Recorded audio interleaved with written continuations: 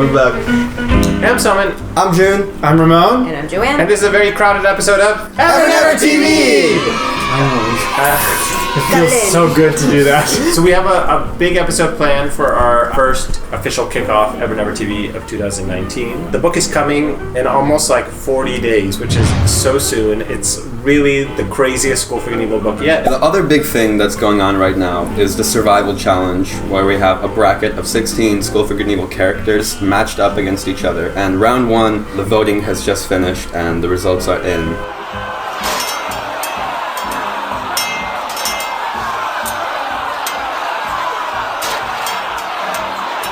Kiko and Annabelle was a tricky matchup because I thought Kiko might have her fans, and she does. But Annabelle is tough. If you try to kill Annabelle, she will fight back. If you try to kill Kiko, she might just be like, okay. But you didn't give Kiko any powers. I was reading the Wikipedia page and it's like special talents, nothing to speak of. Not even a known talent. Like, what's up with that? No, but she did a talent in the circus, or did she not make the team? Her talent is liking boys that don't like her. That is not a talent. I kind of wanted to simulate what a fight between Kiko and Annabelle might actually look like. Okay. So for today's game, I wanted to introduce you guys to a little game of my making, School for Good and Evil Gladiator Battles. It's going to be a loose dice game where we're going to match up two characters to see, who would win in a fight maybe. Okay, so who are our two fighting characters? So on our right, we have Kiko. Yeah. And on our left, we have Annabelle of Bloodbrook. This is a very, very unfair fight. Well, we'll see. We're going to let the in dice... In real life, we all know what would happen. Okay, so the way we're going to simulate this combat is by rolling this 20-sided die. You each have 20 health points. You roll the dice, and you roll the dice. If you roll a higher number, the difference between your dice roll and Ramon's dice roll is the damage done to Ramon. Subtracted from 20 until you reach 0 health points. At which point, the winner is the person who survives. I feel like the hardest part of this is doing the math. I know, I was like, and then you add 20. I was in AP calculus. I can do it. it. I am Indian. This is what we do. Okay, so set the scene first, June. What's happening? The setting is Sherwood Forest. The sun hangs high in the air, beating down on the combatants. Sweat drips from Annabelle's eyes, sweat drips from Kiko's eyes, just looking at each other with their battle faces. Show me your battle faces. How long have these two been fighting? They've been fighting for weeks since the survival challenge. They've been non-stop without food or water or sleep. Okay. Oh my god. No, this is fantasy fiction at its purest. Kiko rolls. How about you? Sounds like a... Oh, okay, there's some drama going on. 15. 15. Whoa! And I died. Go. 6.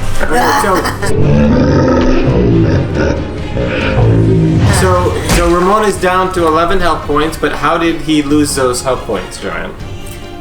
Kiko summoned a stag to come in and kick Annabelle. So Annabelle is reeling, and so she decides her only recourse now is to go get lunch. So she goes to Marianne's Arrow. Right as you're just trying to recover from being kicked by a stag, the door bursts open, and Kiko runs in, and you're like, oh god, here we go, I have to roll the dice again. Is this a stag, like someone going stag? No, it's stag like a deer. 11. 11, okay, that could hold. Yay! That could hold. We did like a 90,000. 18. Oh! I do attack Annabelle and Marianne's Arrow. Another stag! No one. Kiko yells, yeah! And then summons all the squirrels of the forest. Of course! To come through all the More food. animals. Yeah. Go nuts! Come on, everybody's just trying to have lunch.